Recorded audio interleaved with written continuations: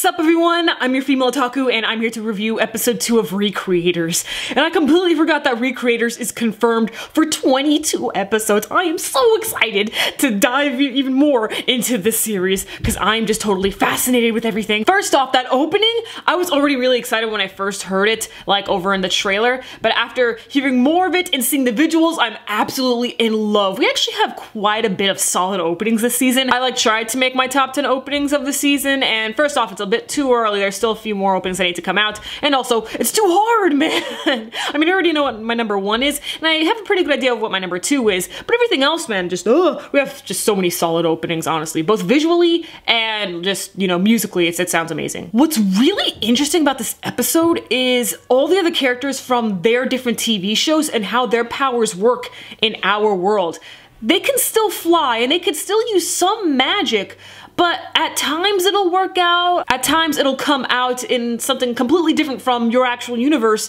Like, for example, when it comes to the magical girl, Magica, that came out, her, you know, little moi moi cute, you know, little magical girl stuff like that, you know, her powers, they are actually very destructive in our world, and people get hurt, people bleed, she can die, her magic ends up coming out as explosions instead of magical little hearts, or whatever she's from. Just, oh boy, that's very interesting. And also with this other character, Meteria, I believe that's how you pronounce her name. Meteria, she's from a video game, so I didn't even think about that even video game characters can come to our world as well. So not just characters from books and manga and from, you know, TV shows and movies and stuff like that.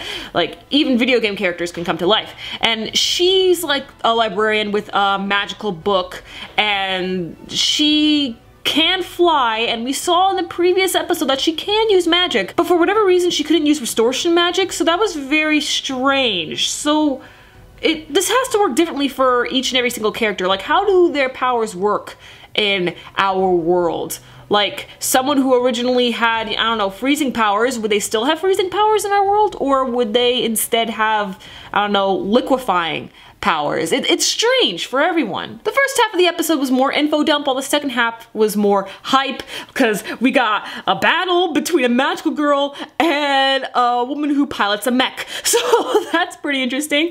We're seeing more and more fantasy characters come into our world, and they seem to all be greeted by that one girl that we met last week who is in the military uniform, who looked like a boss. I freaking love her design.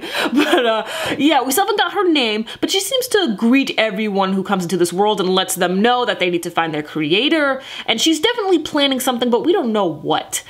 Why her though? Why is the military girl doing this? Is she perhaps the first one to realize that she's a character and is now coaxing everyone else who randomly just appears in our world to go find their creator? Why does she want the other characters to find their creators? What is she planning? Maybe this military girl is thinking of creating her own world, a character from a different world creating a world of her own? I don't really know. But, you know, Celestia got to meet her creator, and he was just like, what the fuck is going on? That was great, honestly. Like, Celestia kind of went ham on him, and he was just like, whoa.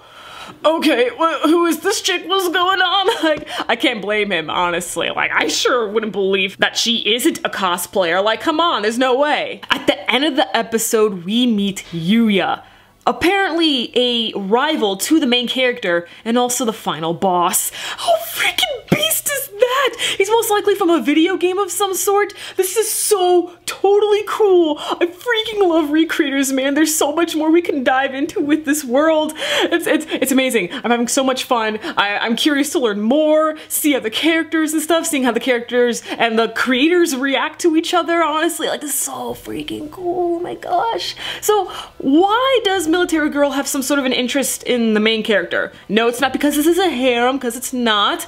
Perhaps he created her a long time ago in one of his rough sketches.